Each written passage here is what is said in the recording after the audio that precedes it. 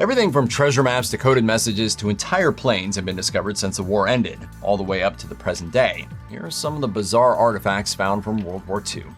World War II spanned the globe, which is why the rusting remains of a Japanese World War II submarine are lying in a field on a remote Aleutian island off the coast of Alaska. Submarines belong underwater, so how did this one end up half buried in the soil, up a hill, a few hundred feet from the beach? Well, it's because of the long-forgotten Japanese land invasion of North America.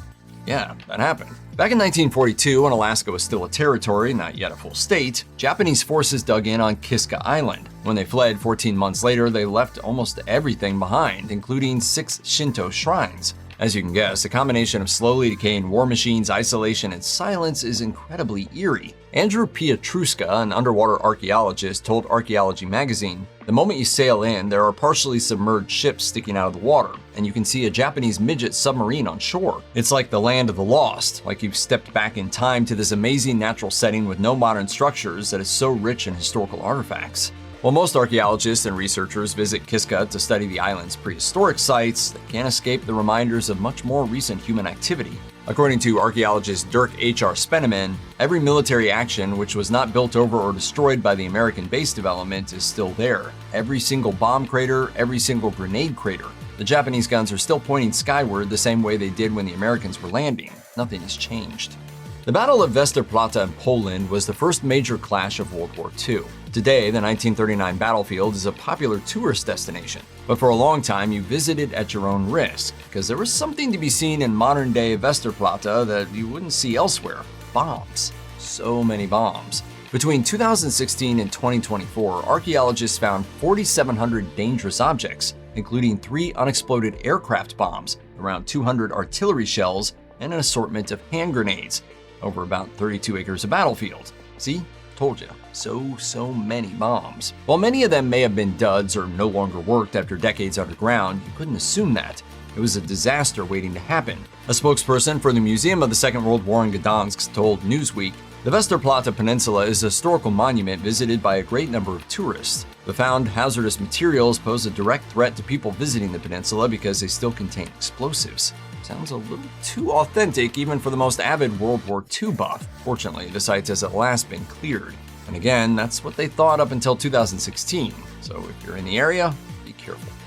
Every year, the Dutch National Archives releases whatever historical documents is digitized over the previous 12 months. Most of these are only interesting to historians and genealogists, but in 2023, one of the hundreds of documents was a map with a red X marking the spot in the Dutch town of Ameren, where German soldiers had allegedly buried treasure. As you can imagine, this excited a lot of people. The treasure was apparently buried deep inside the roots of a poplar tree.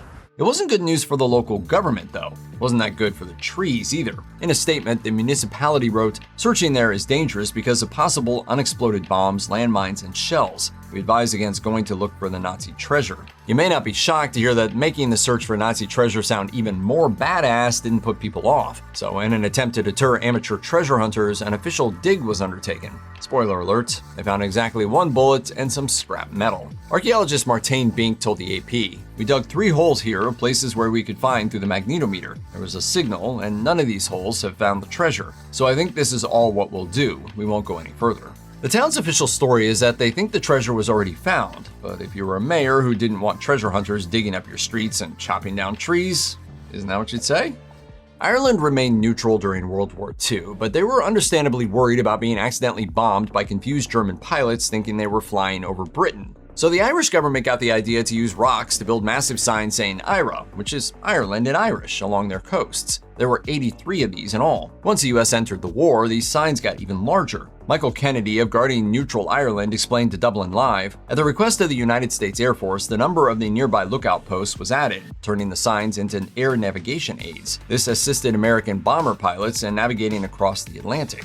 Many of the signs still dot the coast today. Despite their huge size, at least one of them was lost until it was uncovered by wildfires in 2018. An Air Corps spokesperson told Ireland's The Journal, "You can make out the IRA and just above it, the number 8. It's very faint." The number represented the lookout post it was designated to. When they were in proper use, the signs would have been whitewashed. In 2012, a very dead carrier pigeon was extracted from a chimney in Bletchingley, Surrey, outside of London. It had a small container still attached to its skeletal leg containing a coded message. While it was clearly from World War II, the UK's Government Communications Headquarters, the equivalent of the American NSA, didn't think the code could be broken, as all the code books from Bletchley Park were destroyed when the war ended. But Canadian sleuths at Lakefield Heritage Research used an artillery code book from World War I to decipher most of the message. Using a colloquial term for Germans, the note read in part, "Jerry's Right Battery Central Headquarters here. Artillery observer at K Sector Normandy. Mortar, infantry attack panzers. Hit Jerry's right or reserve battery here. Already know electrical engineers headquarters. Troops, panzers, batteries, engineers here." The red capsule is the type used by the Special Operations Executive, the Bond-like spies who worked in occupied Europe. This particular pigeon was sent by Sergeant William Stott, a 27-year-old paratrooper from the Lancashire Fusiliers who'd been dropped behind enemy lines in France before D-Day. Stott was killed a few weeks after sending the message, and the pigeon, as we now know, never made it to its intended destination. She was taken off the walls of our home by the Nazis. Since then, she's been hanging in Vienna. The Nazi regime notoriously robbed Jewish families of priceless artworks. In 2004, Ronald Lauder, heir to the Estee Lauder fortune, told Vanity Fair, "The artworks stolen from the Jews are the last prisoners of World War II. Every work stolen from a Jew involved at least one death." They destroyed my family, and they forced me to abandon the people and the places that I loved. All that art eventually found its way into other collections, and over the decades, some pieces have been recovered. Then, in 2012, something astonishing happened. A search of art dealer Cornelius Gurlitt's homes revealed 1,500 looted paintings, including works by famous artists like Henri Matisse and Claude Monet. Gurlitt's father was one of a handful of dealers authorized by the Nazis to trade in art during the war. Gurlitt had inherited the stolen art from his father and kept it all, selling one whenever he needed cash. Getting the artworks back to the families who originally owned them was almost impossible. The ones that will be easiest to find are the ones that have been very well described in the past. Deidre Berger of the Raymer Institute for German-Jewish Relations told BBC News, "The reality is that it's very difficult to find the owners of most of these pieces of art. The survivors were children at the time. How should they remember precisely what a painting looked like hanging in their living room 70 years ago?" As Lauder put it to Vanity Fair, "When you put them up on the internet, everybody says, 'Hey, I remember my uncle had a picture like this.'" In 1942, RAF Flight Sergeant Dennis Coping was flying on a routine mission over North Africa in a Curtiss P-40 Kitty Hawk fighter, but never reached his destination. He was presumed dead, though no one knew for sure what happened. But in 2012, a worker in Egypt discovered the almost pristine plane in the Sahara Desert.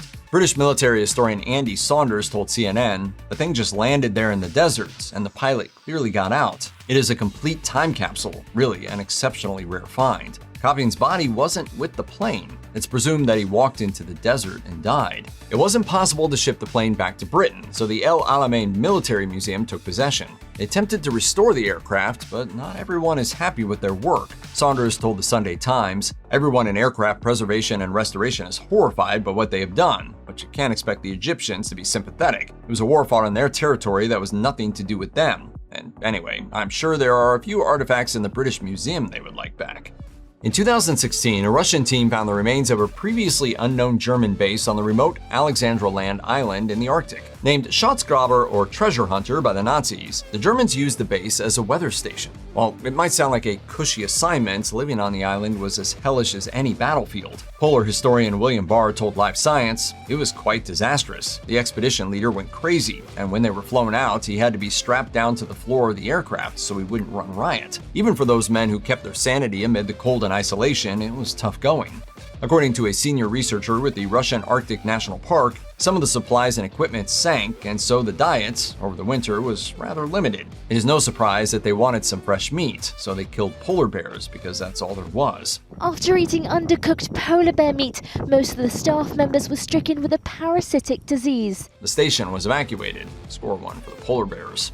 During World War II, both soldiers and civilians hid money and other valuables in the hopes of returning for them. But not everyone made it back, which means their treasure is still out there. In 2015, an amateur archaeologist in Germany found a stash of gold worth tens of thousands of euros, and a decade later, another huge stash was discovered by hikers in Czechia. That's the official name of the Czech Republic, by the way. While the coins found in Germany were dated from 1831 to 1910, later markings indicate that they were hidden after World War II began and were likely taken as part of an inside job. Edgar Ring, an archaeologist at Museum Lüneburg, explained to Reuters, "It was either someone who worked at the Reichsbank and had access, which means it could have only been someone who was there in an official role, or somebody who took advantage of the situation when the coins were being transported." The Czechia stash likely had a more tragic story behind it. Miroslav Novak, head of the archaeological department of the Museum of Eastern Bohemia, explained to Radio Prague International, "The list of potential reasons for which it was likely buried is fairly clear. It was the beginning of the war, the deportation of the Czech and Jewish populations, then the deportation of the Germans after the war, so there are several possibilities."